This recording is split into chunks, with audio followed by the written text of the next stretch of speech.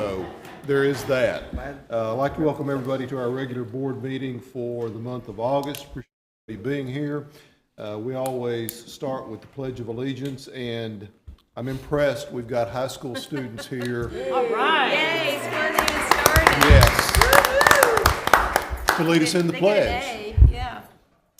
So I would like to introduce to you guys the very first group of water polo captains that it is now a UIL sport. And they had their first big tournament this past weekend housed here at the Y, and it's very interesting. If you've never seen water polo played, it's actually very difficult to play. And Yes, it meanwhile, is. you're being drowned and throwing the ball and jumping out of the water and treading. So very impressive. So our team is here with us tonight. And the people, we have Clay Crane, we have Courtney Torres, we have Gracie Triplett, and Will Wright. Those are our 4 captains for tonight. So Very cool.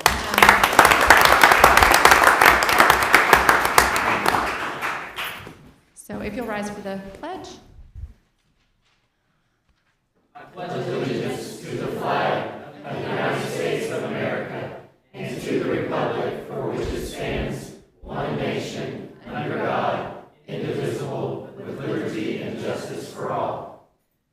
Thank you all. Good job. And Well just done. real quick, we are the campus of the month for the month, and so we have a few gifts for the board. Our water polo team is going to be giving you guys some water bottles. So I was hoping for water guns, but I think you said Water balloon. I need that after tonight. Right. All right, thanks. Sugars. No. No, I just don't I cut love down on these. sugar. This is my Thank favorite. you. Thank Awesome. Good luck with the season. Yes. Yes, he is Yes. right there. Thank you so much. Fast, throw far. How do you get the top? There it These goes. are my favorite. These are. And Other recognition. one is Sir, so we'll be joined tonight by our board president, Mr. Pete Russick, for our recognitions that we are thrilled to have this evening. Thank you all for being here, and it's a very, very special night. Just as a reminder that at the conclusion, though, of our recognitions, you certainly are welcome to stay for our entire meeting, but we will take a short break, knowing many of you may need to leave, and so just wanted you to know that little bit of housekeeping. So I'd like to first start with recognition of some of our staff members, and the first one I'd like to recognize is a very special award across the state of Texas. Texas has a great partnership because of the generosity and philanthropic efforts of HEB. Charles Butt does a wonderful job of supporting public ed throughout Texas. And they have an awards program called the HEB Excellence in Education Awards Program. And we had a Principal of the Year finalist this year. So very proud to recognize Mr. Wes Canoyer. Mr. Canoyer, would you come forward?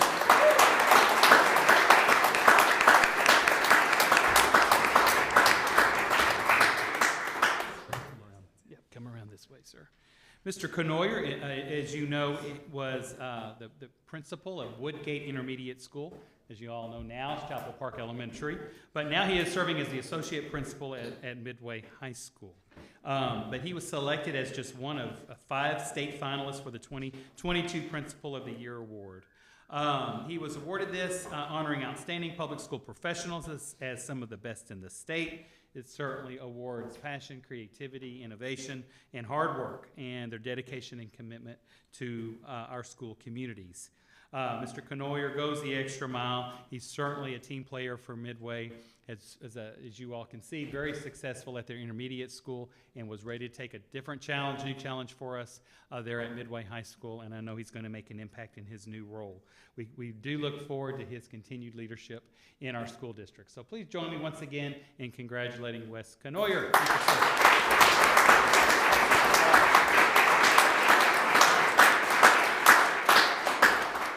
Next, I'd also like to recognize a very, very special individual, and this is Dr. Valerie Willis. Dr. Willis, please come forward.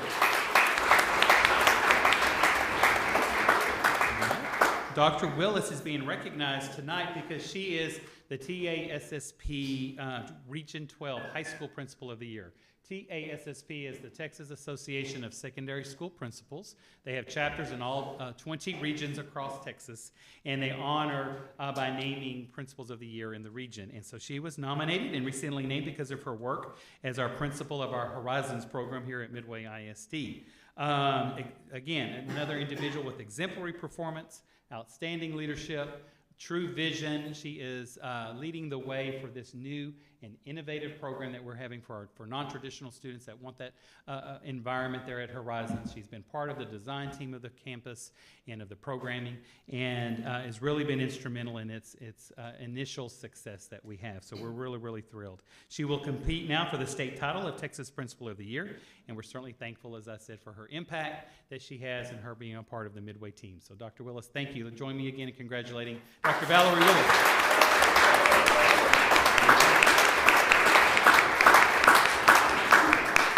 And one more, I have another administrator to recognize, and this is the Texas Elementary Principal and Supervisors Association, and this is the Region 12 Tepson of the Year. And so I'd love to introduce to you Ms. Christy Watley. Come forward, Ms. Watley.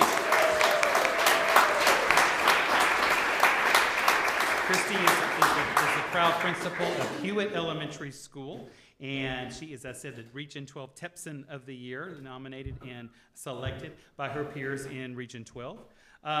They honor, as I said, colleagues for their outstanding service, and she was chosen for this recognition for her leadership and professional contributions. She is a true asset, and she has a love for her students and staff there at Hewitt Elementary, and has made certainly a huge impact. And we look forward to your continued leadership in Midway ISD. So please join me in congratulating Christy Watley.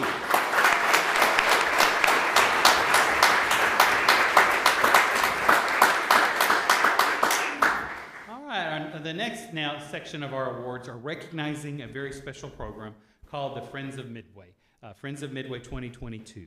We're honoring 5 recipients this year. Each year our district honors either companies and organizations, individuals for their contributions, commitments to our school district, for supporting our endeavors as educators in a number of different ways. And they're also, of course, supporting ultimately the work of our teachers and staff and on the benefit of our students. So we're grateful because they have volunteered their time, their efforts, expertise, funding, whatever it may be, to improve the education, as I said, for all students. And so I'd like to first start with our first honoree tonight, and that is Renee Maciel. Renee, would you come forward, please, sir?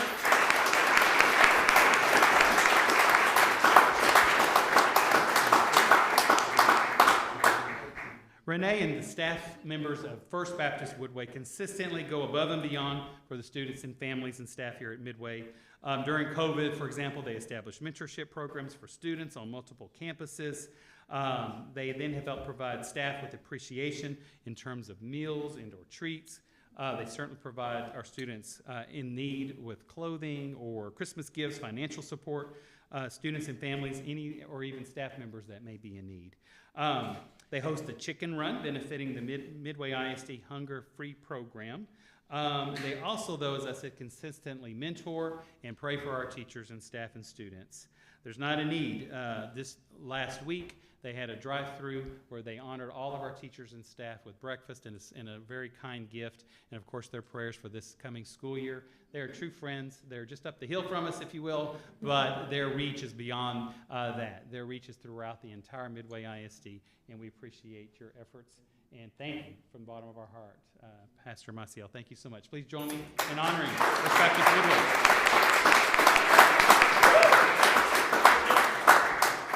We will do a group photo. You're right. Next, thrilled to introduce to you tonight Miss Christy Miller. Miss Miller, please come forward. Yay.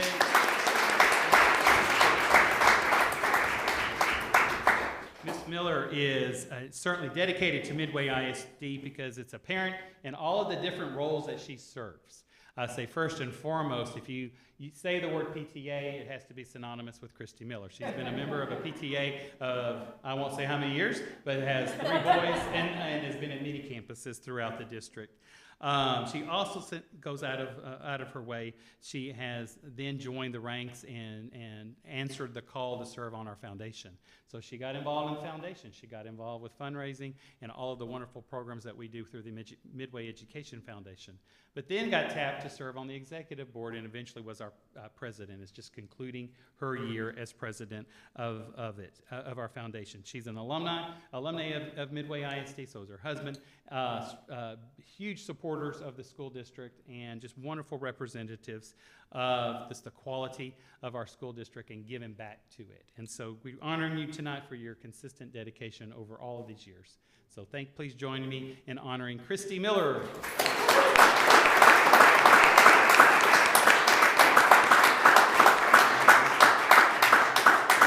Next, I'd like to honor Philip and Aaron Prince.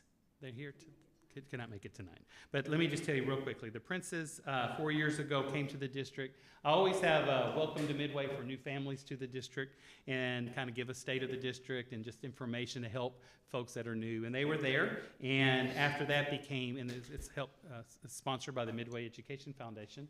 And after that, they then became huge supporters of the foundation. They started giving generous donations from the Prince family, continue to do that year in and year out, and certainly deserve this honor because of their consistent contributions and support in doing it in such an impactful and quick way as being new family to Midway ISD. So we want to honor Philip and Aaron Prince.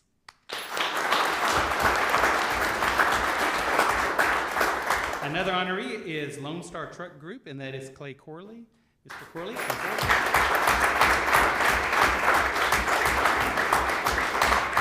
Lone Star Trucking Group, owned by Clay Corley, has been a faithful partner of the Midway Foundation since 2016. They provided the foundation with support to supply grants named in their honor. We're grateful for their faithful support of our corporate sponsors like Lone Star Trucking.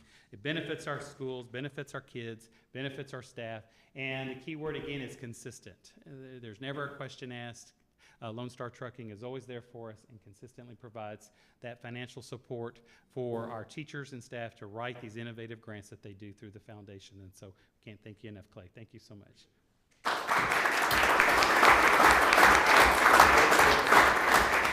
And our final honoree couldn't be here tonight either, but it's Dr. Chris Goree. Dr. Goree recently retired from Baylor University as the Director of Professional Practice in the School of Ed. The School of Education, because of her work, joined Midway with professional development schools, and we've had them for a number of years. But she certainly had an impact in being our liaison between Baylor and Midway. We work very closely with her. We are very thankful for that partnership because of our teaching assistants and student interns and the support we receive and information and from Baylor University. And so without Dr. Goree expanding the PDS program and allowing Midway to expand the number of campuses that are served, we wouldn't be where we are without her. So please join me in recognizing and thanking Dr. Chris Goree.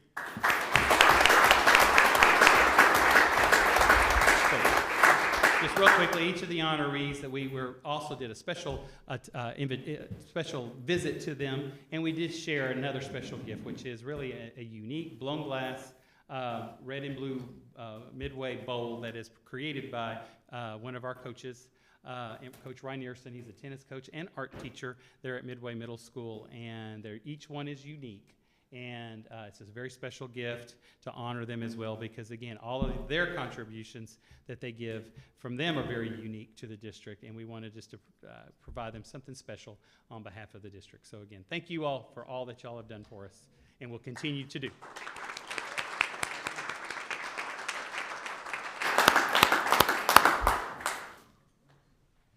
Thank you, George, and appreciate all y'all's support again, and congratulations to our other honorees tonight. As Dr. K said, if you've got someplace else to be. Now, the over and under for when we would end tonight is 8:42, so it's not going to be that late if you want to stay, right?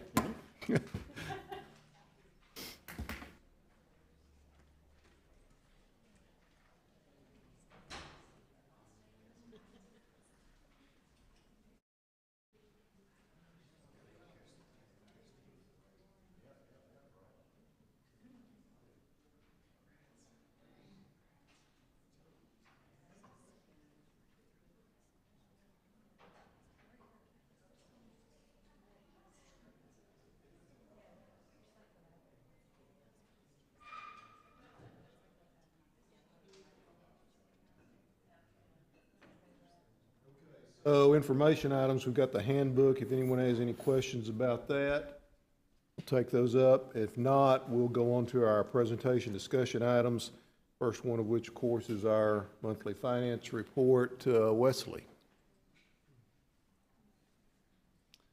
All right, Good evening, members of the board. We'll take a look at our July financial report. You can see our general fund revenues and expenditures here on the first page. Through July, we've spent about 89% of our budgeted general fund expenditures, a little higher than last year at this point. 20,000 pages to get to your Can you budget. get up to the, I do the table of contents, but it won't go to the page on mine. Does it go to the page on yours? yeah. Doesn't If you do hit that the on mine. box, Huh? type the page number in that box. I don't know what the page number is. How do I type it? Oh, page number is 85. Okay, go ahead, Wesley. I'm there. I'm sorry. Okay, no problem. So the second page shows our general fund revenues, local, state, and federal. Our taxes are looking good. We're about 100% of what we had budgeted, and pretty consistent with prior years. On our projection for general fund revenues and expenditures, you can see for the fiscal year ending August of 2022, projecting a deficit of 1.8 million, which is really close to our original budget of 1.89 million. An improvement from last month. A couple of those items: increase in interest revenues. Our interest rates have climbed up some. Property taxes, we've got a little more than projected. And also just our expenditures. We have a better idea at the end of the year of how we're going to finish up in all those expenditure categories, and we had some favorable areas in some of those as well.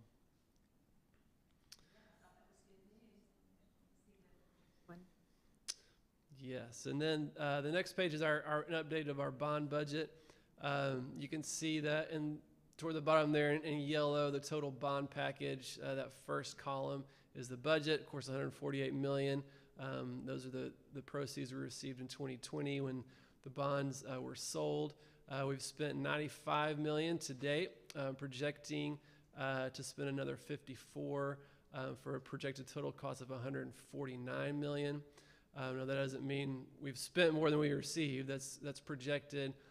Plus, if you also notice the interest income below that line of 2 million, that's what we've actually received. So we'll even get a little more than that to balance that out. And just a reminder that a lot of the main drivers there, of course, the technology data center originally had a 1.5 million budget to kind of fix the shell of the building. And of course, the scope of that drastically changed. We got the data center in Horizons. And then the scope of the middle school and the Woodgate conversion were also a little more than I think originally planned. But thankfully, of course, the CTE River Valley projects were favorable variances there, and so they were well under budget. The next page shows our contingencies for the ongoing projects. The total there is 6.3 million. And as Dr. Kays mentioned before, we'll probably know for sure later in the fall as those projects close out, the contingencies that will come back to the district. Any questions?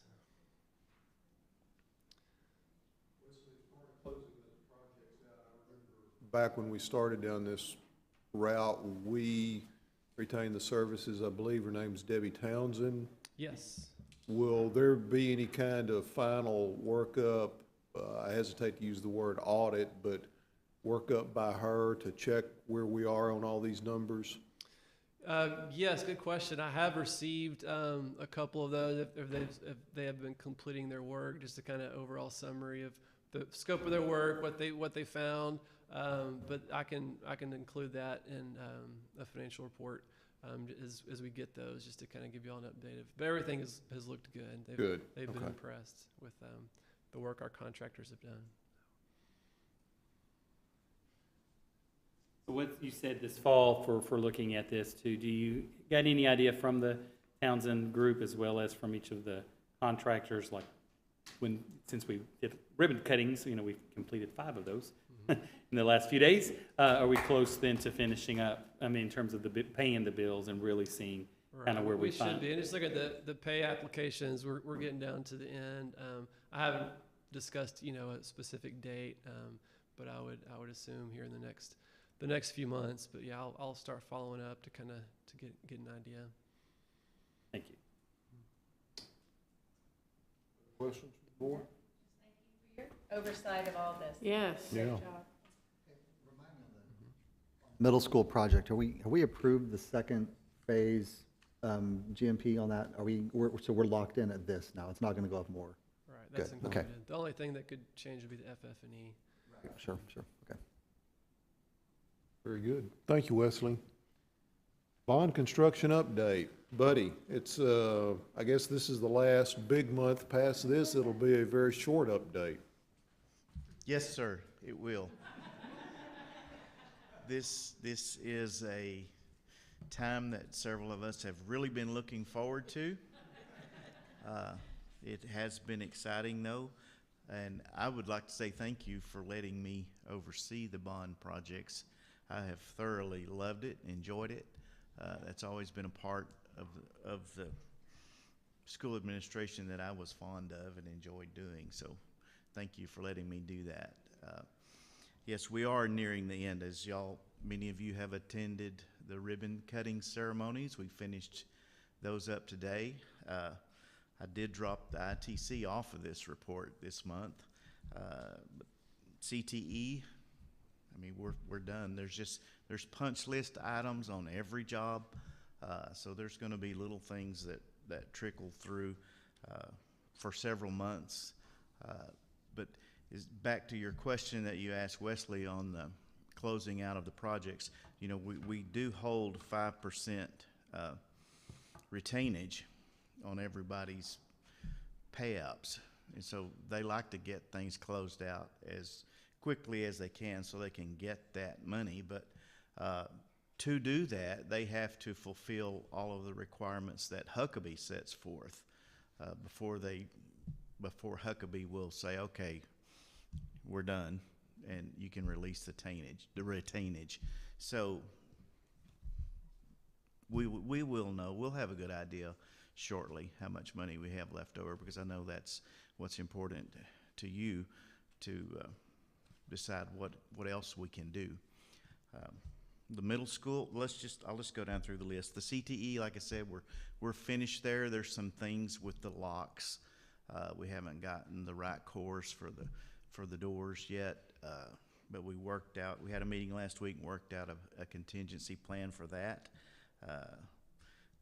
Access control, where some of those things have been ordered for over a year and still can't get them, but we have a contingency plan to take care of that. River Valley is pretty much finished. We're doing trainings out there on different parts of it. There's an AV training in the morning out there if any of you want to come join us at 8 o'clock. But that's, you know, furniture is down to punch list item on each campus. So all the furniture, there's some more furniture came in today, I know at Park Hill, and was set up. So we came down to the wire on a lot of it, as we knew we would, but we got there, and we're going to have school in all of these campuses come Thursday. And thank you for this meeting not being on the first day of school. You know, one year that happened, that was a really long day.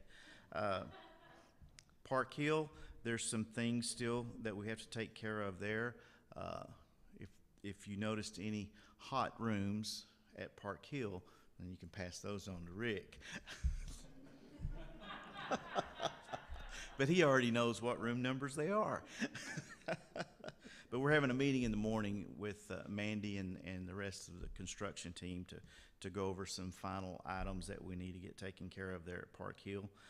Chapel Park, still, it's going great. Y'all saw it today. It's beautiful. That may be the biggest transformation of any of the jobs. I mean, that building is beautiful, and it used to not be a beautiful building. Middle school, right down to the wire, but the administrative part's finished. The 300 hallway is finished. Those teachers are moving in. The portable buildings, they're moving in. There was a lot of people doing a lot of work and working long hours to make that project come together. Several weekends were worked this summer. Masonic has stated that they may have overpromised on that one, but they did come through, and we're going to be ready to go on Thursday. The Spring Valley driveway project and the Hewitt driveway project, those are finished. Those look great. I think that's going to make a really big difference at Spring Valley, especially with the construction going on the highway out front on Spring Valley Road.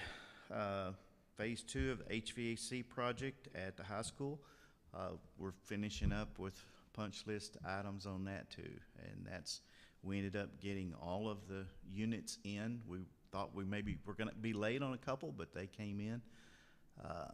Initially we thought the rooftop units for that project weren't going to come in until September, but we got them in, and Rick's group got them all installed, and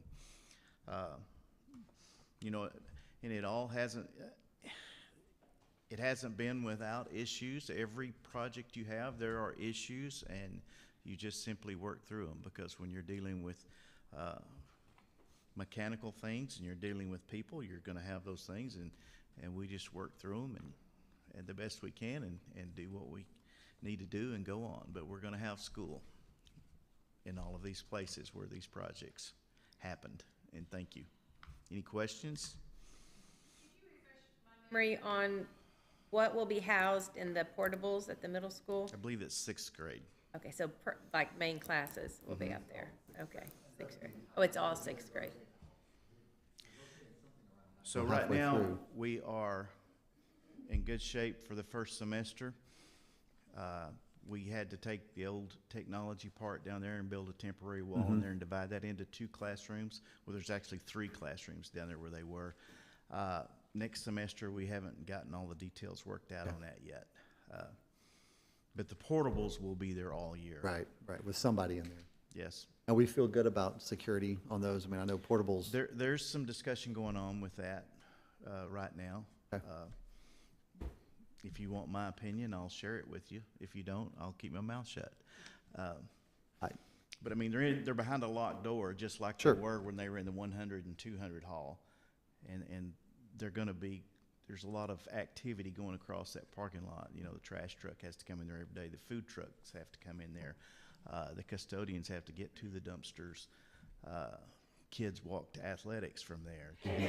Kids are going to walk around behind that gym going to fine arts. Which they always did. I mean, Yes. It's a middle school, not an elementary school. But didn't we put I'm not really concerned. Yeah. Didn't we put a fence where the door comes out of the building to the portables? Didn't we fence that little corridor? There's a fence around part of the portables to keep it from the construction part. Oh, okay. Yeah. Not the other, so. And we, But like the Castleman didn't have sidewalk- it either. The sidewalk that goes along the building right there where the 100 and 200 hallways come out, going to the bus stop, that's open. You can't fence that off. This semester, we're going to load buses over by Taco Casa. But next semester, we will move back over there and start loading. And the construction trailer stuff will move over to the Taco Casa side. Very good. Well, since Buddy brought me up, I will say, it has been an unusual year with us as well. We're seeing about 30% failure on units from the factory, which we usually see less than 5%. So, I think it's one of the Terrible. yeah, just Golly. the whole global thing that's going on now, and that's affected the quality from our manufacturers, and then that in turn affects our ability to get parts. So, apologize that not everything is ready to go, but we're working through those issues. And then the other thing he was trying nicely not to say, the temporary natatorium that we installed at the high school, I believe by the 22nd, everything's supposed to be done on the floor and everything's ready to go. So. And Capstone is a great company. Y'all know that. And we have a great working relationship with them. We have a lot of projects going on with them right now. And every time I call them, I always get a favorable response.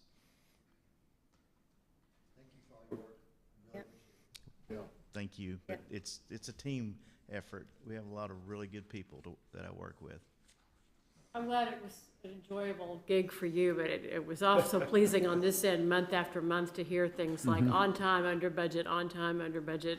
You did a phenomenal job, you and your team, and all the workers that stayed late and weekends. And Well, I Can't appreciate thank you that, enough. but I assure you, I couldn't have done it without the good people that we have around us. Well, Especially this man, he's my boss. and I want to emphasize, being someone who's in this business year-round, getting 5 projects to finish on time with a hard deadline, as complex and diverse as we had, I mean, it was nothing short of a miracle. I mean, Yeah. I know there's lots of schools right now where people are going into temporary buildings that have temporary COs that aren't complete. Anyway, so the team did great. The from the design team through the construction team, the administrative team. So good job. I mean, this really is an amazing feat to do what we did in 1 year. Yeah, To in 1 year. finish right here where we are. Yes, what we did, just, Here, here. So, good job.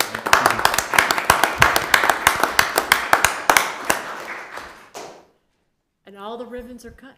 Yes. Thank you, buddy. Somebody's in anticipation here.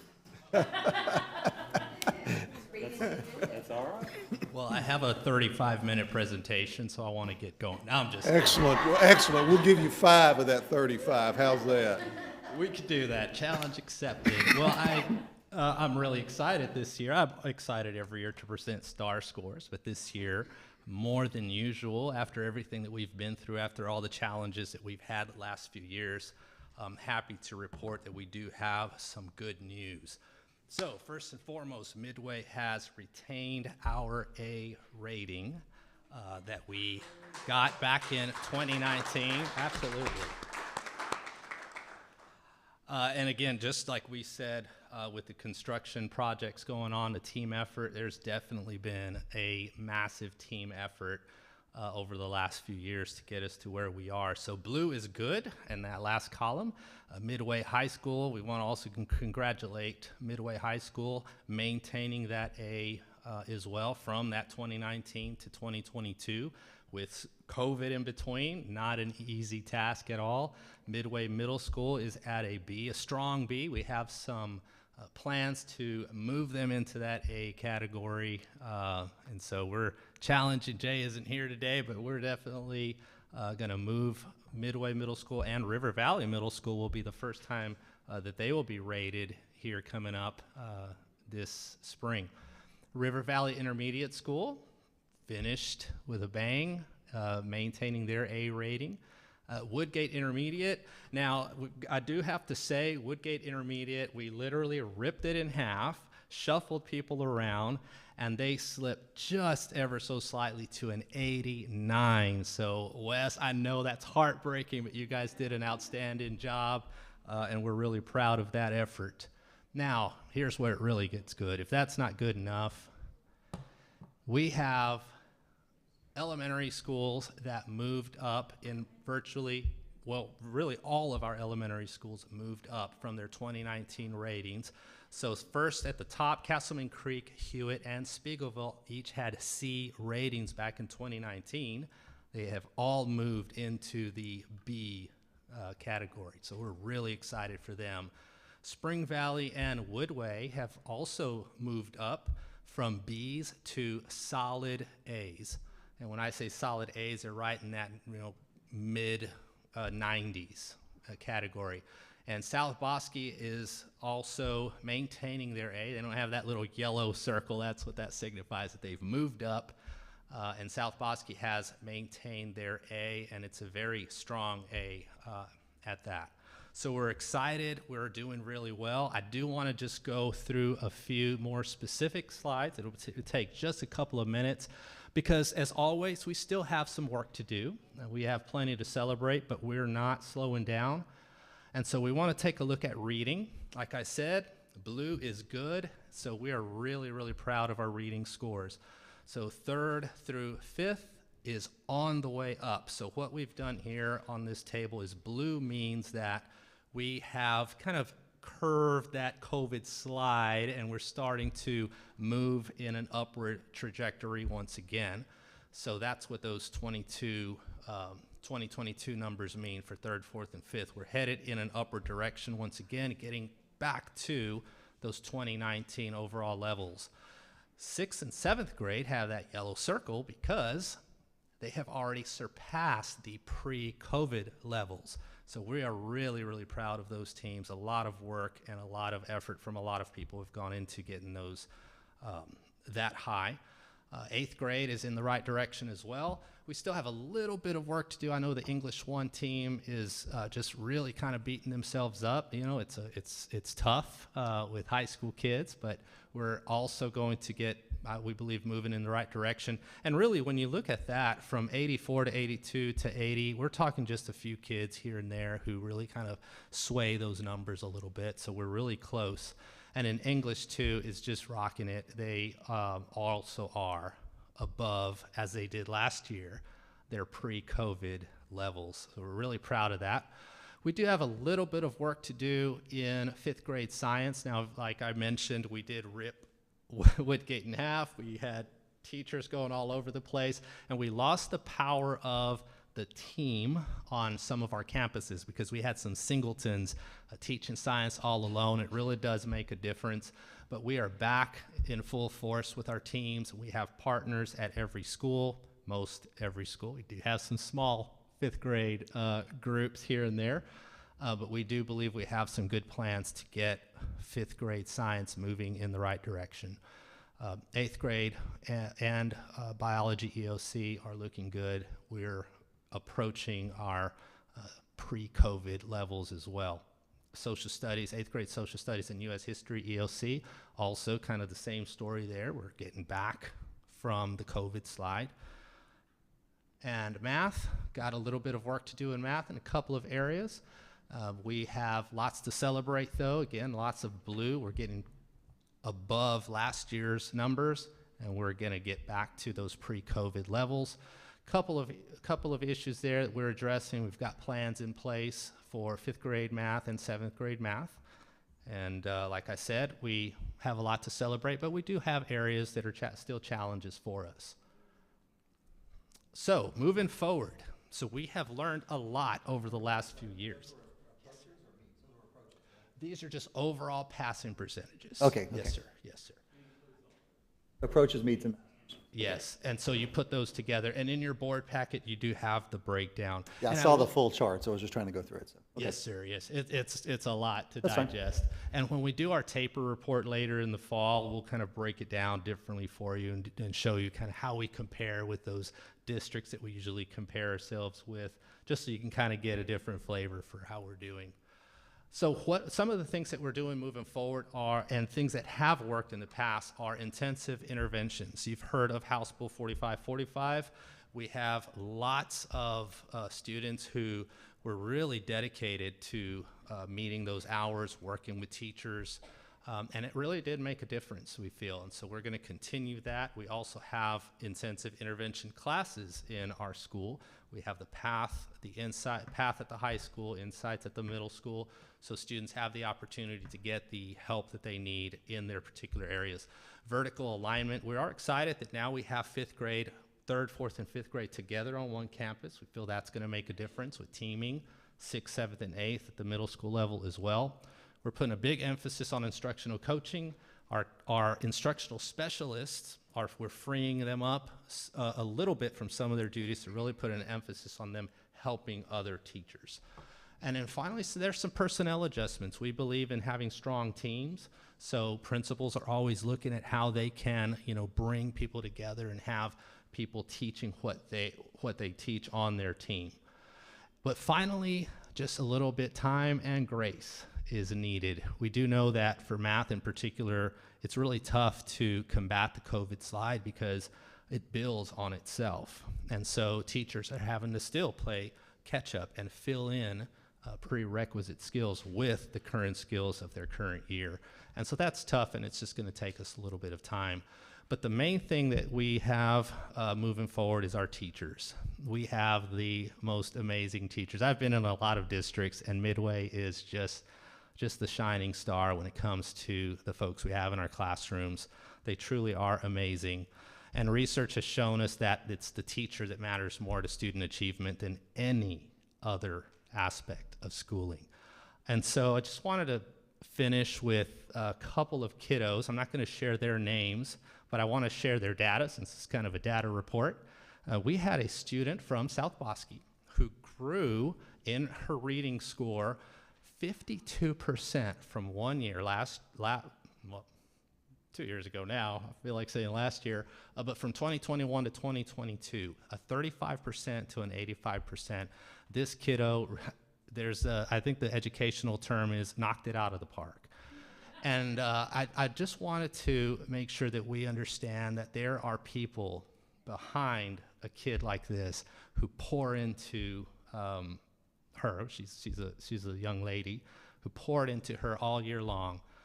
We have her teacher, Ms. Hansen, who is now at Chapel Park, but Ms. Hansen just said that, wow, she just worked so hard. She dedicated herself. She was so disciplined. And I had to tell her, well, you know what? So were you. You worked so hard. You were so disciplined. You were so dedicated. And also Ms. Penson, she helped give this student her tutoring every morning without fail. And she was so complimentary of the student. And again, well, Ms. Penson, you were up extra early as well all those mornings. And then finally, we have another example here. And I could show you so many students like this who have made such tremendous gains. But this young lady, an ESL student at the middle school, grew from last year to this year in math 15% all the way to 77%, a 62% growth. I mean, that is just phenomenal. And again, it took a team to pour into her. Ms. Davis was her regular ed teacher, just really worked with her, differentiating for her, meeting her needs. Ms. Pinales was her ESL support and just really made sure that she was connecting with the family and making sure that they had their needs met as well. And Ms. Burt tutored her on occasion after school. It took a team effort, but this is how we get the results. It's the men and women, the teachers behind every one of those numbers. So thank you so much. And are there any questions? Thank you for your leadership and guidance for all these teachers and staff members that have accomplished these goals, and I'm just so excited for all the schools on every level for their achievements. Just awesome. Thank you. Thank you. And I really like the chart, the way you did it with the Yes. blue and red. That was so easy to understand. And I like That's a it. keeper. Tracy, that was a good one. Let's keep that one. Good one, Tracy. A lot better than all these graph bars we did. Yes. So that was good. Through all of that, so we have new systems in Yeah, I place. know. So that means, yeah, he Good. did a I mean, great job we need summarizing. the weeds, but that was good. You have both, yeah. We You're got always both. going to I have like that. full reports like they're in your packet as well as a summary report. But I think, thank you, Dr. Pena, again, and to our teachers and staff. I announced that at the convocation, and as Dr. Pena pointed out, again, in terms of the one measure of success, yes, is the state accountability, but not one school was a C rated. I think one of the things that we saw was, yes, a certain score on a test, but also growth. And that this accountability system has student growth measures as well as closing gaps between subgroups, and those were very evident through, as Dr. Pena said, all of the different efforts through House Bill 4545 tutoring, catching students up, but we saw growth in obviously all kids. And they may not be where we want them to be, but they're on the right track. I looked, and as I said, seeing all that growth, seeing A's and B's of the campuses, the overall score, again, he can talk about that further, maybe at the TAPR report time was a 96, I believe, out of 100. And again, that is more than a solid A rating. Actually, really, in the county, I was looking, and there was one other, just 1 point higher than us, but it's certainly nothing like us in terms of demographics and size.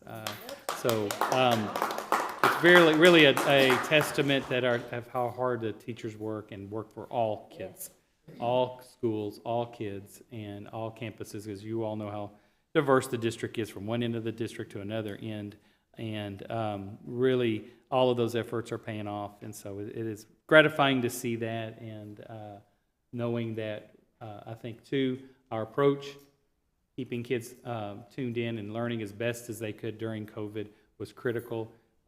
Your help, of course, or vision, some of you that were on the board at the time, vision of the one-to-one initiative, having that to put out right away during COVID did keep students engaged. It wasn't perfect, but it kept them engaged. And again, having most of them face-to-face again last year, and of course all of them this year, that certainly has been as a blessing for us. So kudos, great work. So we're very pleased.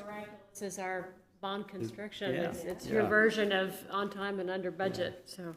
great. Well, again, Great it's success. kudos to you, George, and your staff for coming up with these techniques or plans that were very successful, and the teachers enacting them and everything working, so. In the thank midst y'all. of remodeling. In the midst of it all. Well But anyway, good team, as you said, teamwork is what it is. and Teamwork Everybody, starts at all the top. levels of folks, doing everything that they can. And so, appreciate it. Indeed, indeed. Consideration items, the consent agenda, we are going to remove, not pull, remove for no action, number 10 on the consent agenda. And that's a good thing because of where the CDC is with regard to COVID recommendations and protocols. But we still have our minutes, our resolution on the investment policy, our extracurricular matter for 4-H that we have each year, expedited waivers for TEA, district appraiser list, a short read on our policy update, short read. Yeah. Budget amendment and our defeasance resolution. Does any board member wish to remove any of the other items from the consent agenda? Number 7 for just a couple of quick questions. Okay. So do we have a motion to approve 1 through 6 and 8 and 9 on the consent agenda? Motion by Ms. Watts. Second. Second by Mr. Tullis. All in favor say aye. Aye. Any opposed? That motion carries unanimously. Colin, questions? Thank you. And I actually had a short conversation with Dr. Pena about this yesterday too, just to let him know. But I think it would be helpful if you could maybe just take a minute or two and talk through I know we're separating the policies into instruction materials and library materials. And I know the TEA had some recommendations for what the policy might look like. And then TASB had some recommendations. So maybe just give us a quick minute or two overview of why we landed where we did on the library materials side and the language. It's a little different. If that's okay, yeah, if you could. And really, it's not, I don't think I have a problem with it. I just wanted to know for parents to hear and understand kind of how this meets the needs of our families and things, so. Yes, sir. No, it's a great question. So last fall, Governor Abbott directed the TEA to come up with a way to prevent obscene content from entering our school libraries.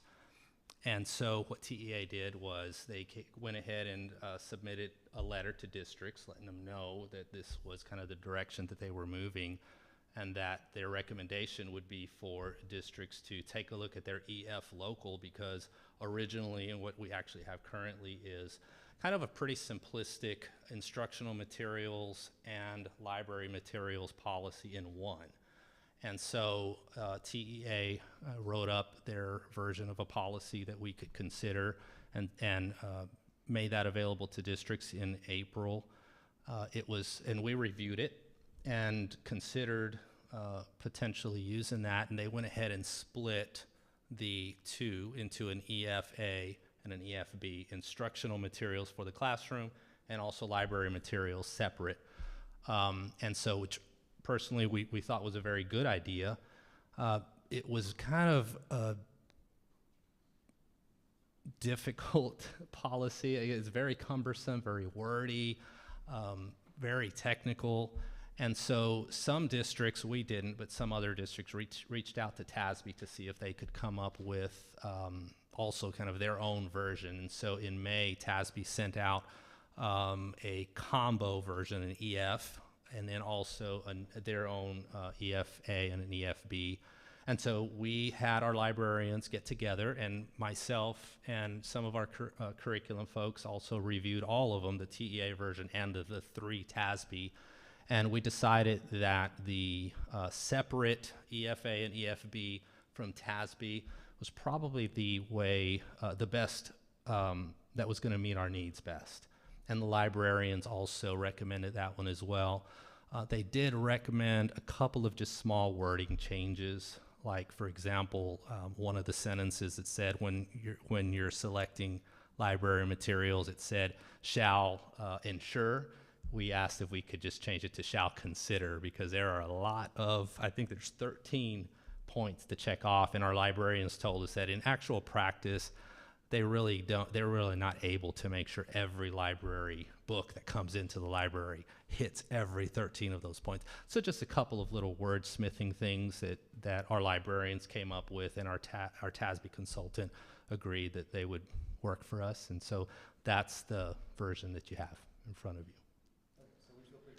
That's sort of going to meet the needs of the librarians and the students, but the families and everything that might have questions down the road about certain materials or whatever. Yes, it's definitely going to be better than what we have currently, because some of the sections that are new are a parent consideration section that wasn't even in our previous or our current policy that we have now. And so it really has given parents a lot more ability to just be involved in the process. How would a parent get involved? The first thing a parent would want to do is contact their librarian on the campus. So kind of depends on like what you mean by involvement. If they have a concern about a book, the first thing to do is to contact the librarian, and the librarian and the principal would get together and kind of go through the policy from there. Or if, another question that may come up is if a group, an organization, or even just an individual wants to donate library books to the library, it goes through the same process as anything else. It's not just automatically put on the shelves.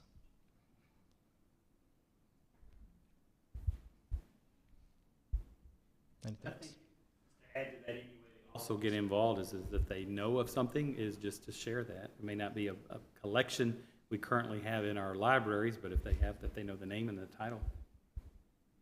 Email or share. Hey, saw this come up or something, and we might not, as Dr. Pena said, these 13, 14 different criteria there in the different policies, but we certainly is good heads up to know, because there's thousands and thousands and thousands of library material. So it's just, again, more eyes and more ears that says, hey, this may not be, is very, I know, very helpful to the librarians for that. But also, I think as mentioned, if you look at the policies, there's certainly an informal and then a formal process. So it's really a double way to ensure parents are heard about if they have an objection to a library. There's certainly a very, I think, important process, that informal reconsideration of it. And so specifically, as Aaron said, between instructional materials and library materials, I appreciate that they're separated now, so we have this ability. I think we have this process in place for the library, because I know years ago, I was on a committee to review a book that a parent wanted banned from the library. And so, we have those processes in place to help try to make it fair and have a good review of books that someone. So we're fortunate. We don't have too many of those. Our librarians are very good about that in terms of their discernment and selection of materials as well. They've done a really good job. But I'm not going to sit here and tell you might not slip something may come through that we just didn't see or realize or something like that. Age appropriate. Yeah, or being age appropriate. But to my knowledge, they have done an excellent job. And two, this includes not just printed books, printed materials in the library, but it's other electronic resources they may have, right? If it's movies or books on tape or things like that, right? Anything, Of course. any of the materials that would be in the library. If it didn't quite fit one policy, it's definitely going to fit the other. Yeah. So Aaron, after we made the tweaks to TASB's EFB local, did we then send it back to TASB for them to review our final version of it? Yes, sir. Okay, very good. And then that's the version that's in the Right, right. All right. And we made no changes to EFA. We just kept we felt it was so similar. It's exactly what we do anyway. It just kind of made it a little more specific for us, so that we didn't wordsmith that at all. Just went with the TASB recommendation. Other questions for the board? Appreciate it. Thank you. Thanks. So do we have a motion to approve EFA local and EFB local as presented? So moved. Motion by Mr. Witt, second by Mr. Alford. All in favor say aye. Aye. Any opposed? That motion also carries unanimously. Public hearing on the proposed budget and tax rate for 2022 to 2023. We are required each year at this time, before we adopt a budget or adopt a tax rate, to conduct a public hearing. So without further ado, we'll open the public hearing at this time and welcome any members of the public that wish to address the board on the proposed budget or the proposed tax rates. We're ready to hear from you.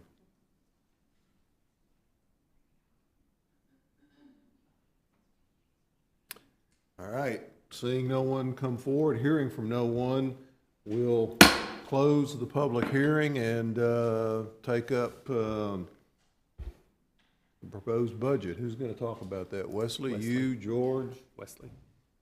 I thought so. I want to. All right, included in your packet are the 3 budgets proposed for adoption. They should look familiar. What was covered in the June budget workshop and updated last month in the July financial report. Those 3 budgets are the general fund, child nutrition fund, and debt service fund. The general fund with a proposed deficit of $3.5 million, child nutrition surplus of $36,000, and a surplus of $172,000 in the debt service fund. And this has been posted on the district's website according to statute and also published in the newspaper. Any questions? What our current tax rate is and what it will be with this budget? Yes. The proposed tax rate will be, the total proposed tax rate will be 1.1246.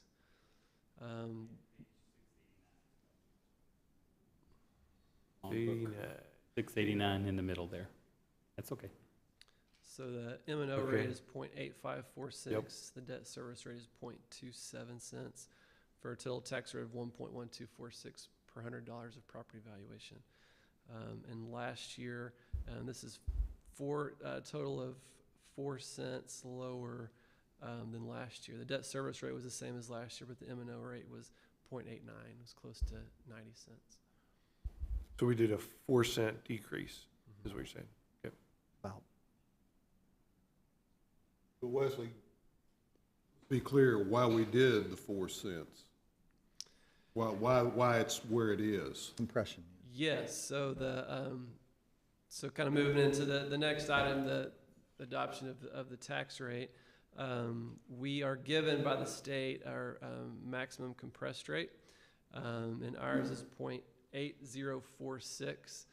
So there's nothing we can really do on that. It's determined by the state. And then the tier 2 funding, the district does have discretion over, and we have 5 cents of tier 2 funding, 5 golden pennies out of total of possible 8. So that's where we get the 0.8546 for our M&O rate. And also in the tax rate packet, I did include some charts that were released from TEA just to show how the MCR has moved over the last few years. So the floor for the MCR is established by the state when they project the budget. And so the comptroller estimated a growth rate of 4.36%, and it actually ended up being 17%. And this is over the entire state. And so you see there in 2021, there were only 72 districts at the MCR, at the floor, the MCR floor, which was at that time 0.8247. We were not at the floor at that point. But then let me go back, 21-22, that increased to 318 districts at 0.822. That was the floor at that time. And then now for 2022-23, there's 699 districts. So 2/3 of the districts in the state are at the MCR floor of 0.8046, including us. So a lot of districts are there in the same boat. Initially, there was more disparity. You may have one district that was at that floor. Maybe they had a big power plant or something move in and increase their values, and so the neighboring district, their tax rate was higher. But now that's really kind of evening out. It's just the property value growth across the state is bringing more to that MCR floor. Yeah. I know it's complicated, Mr. Brooks, and to the board, but the best way to look at it, there's a good chart there. But remember, that is the floor. We are at 0.8046, but we have 5 cents of goldenness, copper, whatever the number that they are, that we've somewhat discretion, and that's why the tax rate being proposed is 0.8546. But what Mr. Brooks is saying that is troublesome is 699 districts across the state are at that floor. Where he's saying if you look through the chart initially, when this began in House Bill 3, it was 72. And so again, the system has to be tweaked again or re-examined because it only took a couple of years and it's almost a statewide property tax, in other words, to me, because you're almost all districts are being taxed the same and have lost discretion at all. And so, and the key, for folks to remember key things in this is that in Mr. Brooks's write-up is that the statewide average local district property growth was 17%. The comptroller estimate was only at 4%. And so the state property value increases have been 17, and that's why you keep bringing up, you saw a $27 billion surplus at the state level. So to those and those that may hear the recording of this is that this isn't this group or this board of trustees or local government about spending of the dollars, is the questions should be to our state lawmakers, what are you going to do with $27 billion? And that then reduced their liabilities because the local taxpayers are paying for previous liabilities of the state. And so now they have the ability. The state has the ability to make those decisions with that surplus, not the men and women in this room today. And that's, for me, troublesome, is now we rely and now have them to decide now what to do with 27, I'll say it over and over again, $1 billion in this cycle. And so it's troublesome, in my view, that you all have do not have that discretion and ability because of these strong rise in property values and what the appraisal district is trying to do, follow the state comptroller, their hands are tied as well. So I had to get that off my chest. I feel better. Thank you. Thank you. And I know it's complicated, but Mr. Brooks does the best job he can because it's very complicated with school finance and how the state drives us still with this adoption of the tax rate. But 699 is a key number to remember. 2/3 or more of the state districts are all in the same boat. Let me just briefly So, add. go ahead. George, Yes, sir. The other part of that is what the state put in place that drove those tax rates down over the past several years, that there's now nearly 700 districts that are there. It's maxed out. There's no more compression under the current system. So not only is there $27 billion surplus projected for the state, if they don't do something else, as our local property values, if they continue to go up, not just us, but across the state, there's no more compression for the local taxpayers. So again, as the superintendent said, don't be fussing at us. Be talking to your representatives and your senators about this. With that said, do we have a motion to approve the budget as presented? I'm sorry. Because I'm back on the actual budget side. I'm not a huge fan of signing up to lose $3.5 million. Obviously, I don't think any of us are. What do we think? I mean, this is obviously not sustainable from a long-term standpoint. So inflation is hitting us on the cost side, just like it's hitting everybody else. I mean, we drive buses and we feed kids and we buy pencils and everything else. So, I don't know what we think the plan would be outside of convincing our state representatives to change the funding model. I mean, what are you? It's again. I mean, we can't really cut our costs. No, right? it's harking back to our discussion during the budget workshops of, again, falling back on the local voters to agree with us. And that would be that tax swap election, VATER, it's called, vote approved tax, election. So that possibility, not this fall, but next fall, with that, we could lower possibly the debt service rate, the INS rate, and basically swap those so we could generate additional dollars. The only way the state, as you know, permits us to gain any additional dollars is it has to be approved. We don't have, you all as elected officials don't have the ability. Back in the beginnings of my career as a superintendent 24 years ago, the boards could look at tax rates, look at the swaps, look at INS and M&O, maybe raise M&O a few pennies, and then knowing that property values may have grown somewhat and didn't need as much to pay the debt on INS, and have that discretion to make those decisions and adopt a tax rate each and every year, independent of this bureaucracy and regulations that are placed on us now. So the only way to combat in the future this deficit is to look at how do we then get whatever we can to maximize the state funding formulas that are currently in place. And remember in June, Mr. Brooks showed us 3-4 cents, something like that would really help make a big dent. Because not only do you earn the local tax dollar, but then you're about a third more you gain from the state. So about $600,000 local, you get $3 additional dollars from the state, almost to $900 to $1 million per penny. So that would help us get that deficit wiped away. So there you, that's the short answer Yeah, no, to your question. That's kind of the direction I figured we were going. I know that anecdotally in conversations with people at some of these ribbon cuttings, we're hearing that a lot more kids that have maybe left during the last couple of years due to COVID or homeschooled are coming back. Do we feel like our ADA numbers, I know it's too early to tell right now since school starts in 2 days, but do we feel like we're going to be on an upward trajectory again where we're going to recover some of that? Because I know that's really the funding is ADA based. Yeah. Well, I might ask Ms. Glazeman that's far in the back there. She has been delved deep into the transportation requests as well as balancing, and Dr. Knutson too in HR. We looked through all of that. We may have had in this hiring season, maybe, again, don't be offended anyone in the room, but maybe one extra FTE kind of that are there, but we were pretty spot on our projections. We had some late moves of teachers moving from one elementary to another elementary, 2 of them for sure that I know of, to balance classes. And so maybe there's some spaces in some of the schools for additional kids to enroll throughout the year, but we need that because we know they're going to be enrolling because construction continues on. But I think we're very, very close to what we've projected. Agree, Mary Lou or Ashley? Of our.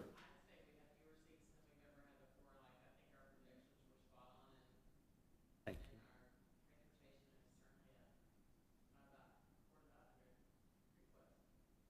So we could during the year see our ADA go up and Yeah. potentially the revenue side comes up Yes. to mitigate a little bit of this. Yes, you're exactly right. Okay. We certainly could. That's fair. Yes. Bus transportation request at 4,500? The request, I think, qualifying is, last number I heard is 2,100 plus.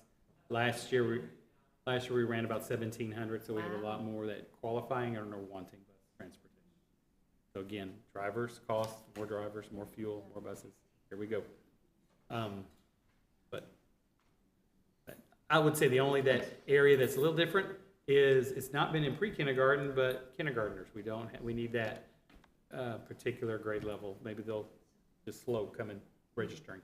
They're there, they just haven't registered yet. Very first time, again, COVID, they haven't been maybe necessarily in programs the last few years, and we need those kindergartners facing kindergarten. Start an ad program. Bring us your kindergartners. Okay. You good? All right. So, a motion to approve the budget for 22-23 is presented. Motion by Mr. Green. Thank you, sir. Second? Second. Second by Ms. Vick. Last call. Any further discussion or questions? Hearing none, all in favor say aye. Aye. Any opposed? That motion carries unanimously.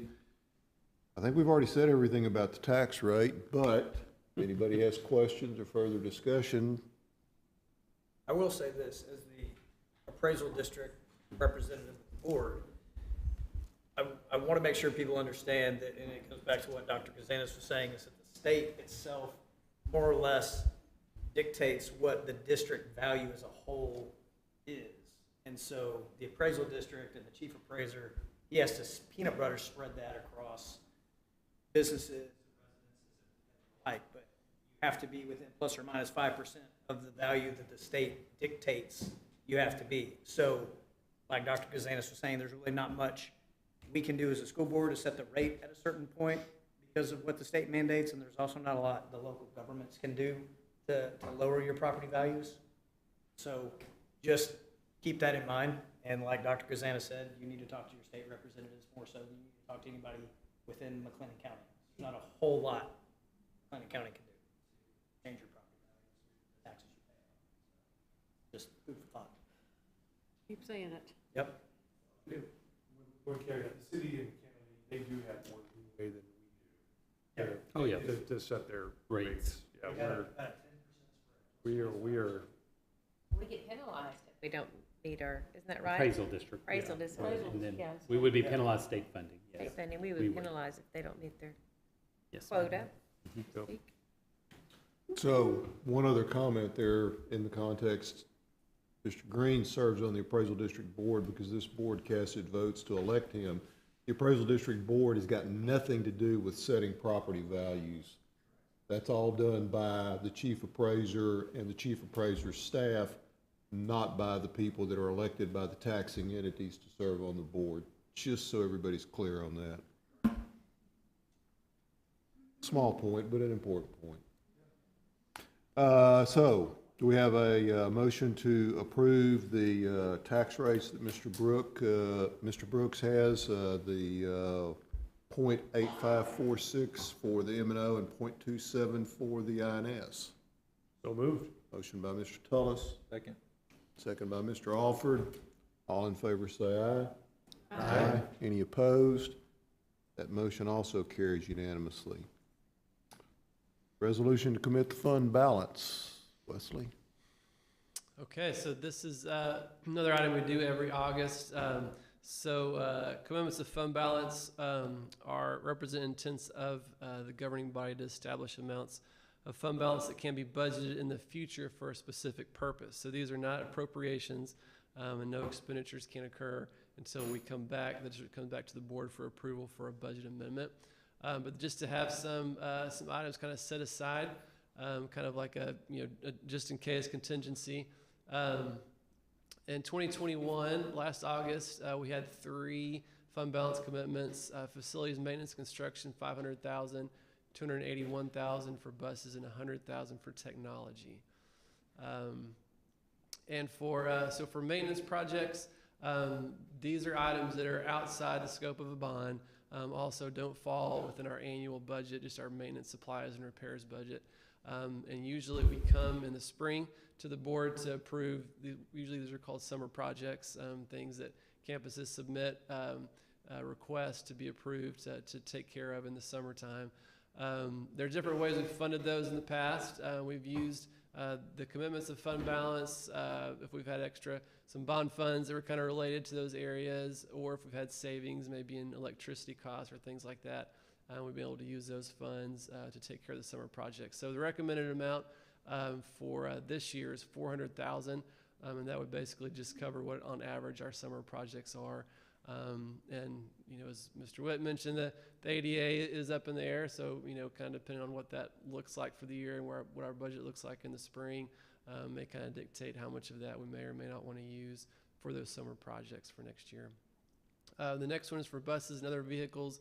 We have $250,000 recommended for our committed fund balance.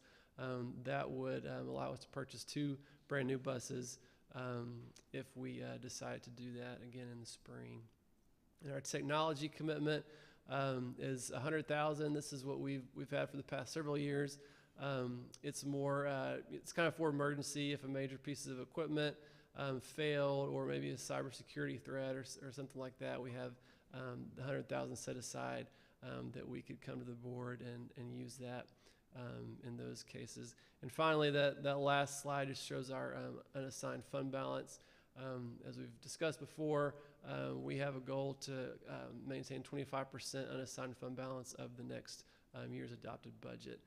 And you can see the projections there where we're in 2021, or projected in 2022. I think it says 28%. I'm kind of have a hard time reading that. And then 2023, you can see would fall below the 25%.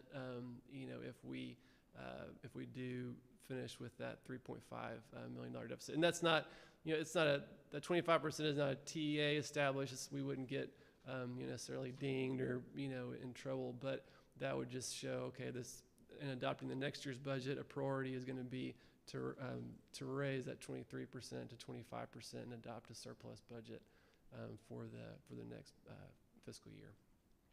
Any questions? Are they normal buses, long We distance don't buses? have, probably, what would just be a priority, yeah. Long bus.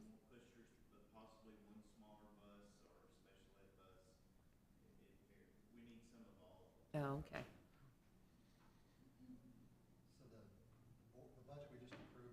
$2 million of ESSER III funds in it. Yes. And where are we on remaining ESSER III funds? Is that it? Are we done? That is most of it.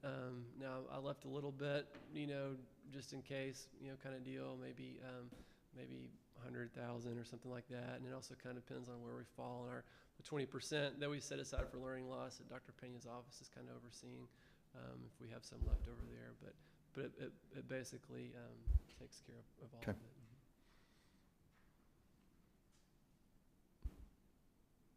it. Other questions? If not, do we have a motion to approve the resolution commit fund balance? So moved. Motion by Mr. Witt, Second? second by Ms. Vick. All in favor say aye. Aye. Any opposed? That motion carries unanimously. We don't need to take any action on personnel, right? You operating under your authority on those? More than likely my last group. So if we hire anybody after this point in September's board meeting, they'll be it for your approval. Gotcha. We do need to go into closed session on real estate matters. Yes, sir. But we will let you talk about the first day of school first. So we've been doing that pretty much all board meetings. So we're set to go, welcoming our students on Thursday. Excited about the opportunity to bring them back. I think one of the things, not to make light of it at all, but as mentioned, pulling one of the agenda items about COVID is the CDC did release some more recommendations that truly are. They're not guidelines, they're recommendations. And we certainly fall within those and or interpret them how we've been doing it. And so we are, so everybody understands, in terms of as, I guess, business in the past as usual is our mode at this time. We certainly now have the tools to pivot if need be, if there happen to be further outbreaks again or some other reasons, we know how to do it. But at this particular time, everybody will use their discretion about that and be in terms of staying home with the sick, things like that, and don't have a need. We also are not going to be qualifying for additional COVID tests. I'm kind of on a roll here tonight, but again, the TEA put more red tape involved with those. If you accept the dollars to get COVID testing, then you also have to then do mass testing to determine if someone in the mass group is positive or not and all that. No, we were using them wisely if people were sick. We were providing a service to our communities by having drive-through if need be, but we're not a testing center. I'm going to punt that now to the public health department. It's their job. We're done. I'm done with that. And so we're not doing that. We will use up what we have. I talked to our lead nurse, our coordinator of health services, Mrs. Kleypas. We have a few, some left. We will use the test if somebody comes into the nurse office and needs a test. But otherwise, we encourage them to find another source for testing and or use the ones you receive from the federal government or something like that. So out of that, just don't have ability to do that, and we're not using the district resources to go out and buy more of the tests. But again, can continue to treat it like a communicable disease that we have, like the flu, other things that we have, and following those protocols. So no dashboard, we're not sending transparency letters back out about a positive case, all of that, no, at this time. So wanted to be clear, everyone understood where we were the first day of school. Again, we know what to do if need be. We know how to handle it if the cases rise, if excessive absences. We still have virtual school option. We have a strong enrollment of that. Parents have that choice. We have virtual school open. We'll consider, I don't know, remember it was called remote conferencing if we have the need for that. Depends. I doubt it as much because we don't have as long a time that students are out of school, missing school. So I don't know we'll have to worry to have necessarily remote conferencing options for students. So other than that, we're good, in terms of opening up. Again, a large number of new staff, but we had a great week of welcoming all of the new people to the district, then a great week starting August the 8th with our professional development and work days. Fantastic family fun night we had for the staff there at the stadium on Thursday, thanks to Tracy Marlin and her committee and team. Huge crowd, big crowd. Families just wanted to get together, our staff. They wanted to meet each other, bring kids, have bounce houses, food, trucks were there, and really had a great evening, which then led into our Back to School Summit.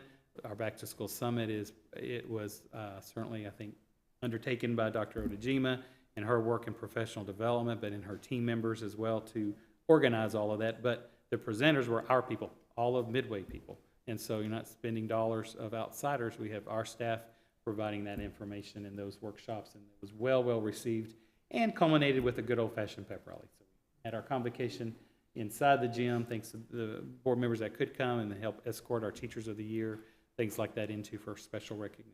So we've had a good week, good start. As Mr. Freeman said, we have, and I think, thank you, Mr. Tullis, what you said, I will say overall, opening, ribbon cutting, 5 facilities. Yeah, it pushed us. It's pushed us hard. It's pushed people hard. It's pushed people to the brink. I'll say hard, and it's not great when school starts because you know this is usually we need them refreshed, but it really has been hard. But we did it, and we have a few more details to go. I've always singled out groups, but you know when Buddy and his team in maintenance, but also Jesse and his team in technology. There's all the dominoes that occur to get to school. It's not just this or that. It's so many things. The campus principals, you know, the flexibility of our teachers, moving our teachers that have, as I said yesterday, moved schools, even because of pattern shifts and growth of students. All of the above are occurring, and just know that though that there's still positiveness there, positive morale vibes about starting school and welcoming our students back, because we have these beautiful, for the most, you know, facilities that are available for our kids at all of our campuses and our new ones. So we're really excited, very hopeful, very optimistic about the 22-23 school year. So thank y'all for your support, and just know that we're ready to go as best we can with our staff and our kids, and we'll see. Hopefully we'll have all the bodies that we expected to be there, plus a few more students, and we're excited to welcome them. You and others on your staff who are involved in doing everything we can to get things back to more normal, you know, as much as we can. The visiting with Meet the Teacher at Castleman Creek tonight, there was a note in there that said, beginning sometime in September, they're going to let parents come back and eat lunch on campuses again if you sign up and things. So I think little things like that will make a big difference for students, parents, and teachers. All we want to do is like what we used to. You're welcome. What we used to do is give us a couple weeks to Labor Day, get the routines down and bodies accounted for, and then we're ready. We're ready for them. Just give us a little bit of time to get all that thing settled. So thank you, Mr. Witt. Appreciate that. So other than that, I got real estate to talk about. I was just gonna adjourn on a high note, but if we gotta go talk about real estate. Nope, we gotta go, one more thing to do. I guess we gotta go talk about real estate. Yeah, we got one more thing to do. All right, so at 8:23, under 551.072 of the Texas Government Code, we're gonna go into closed session. All right. Do it.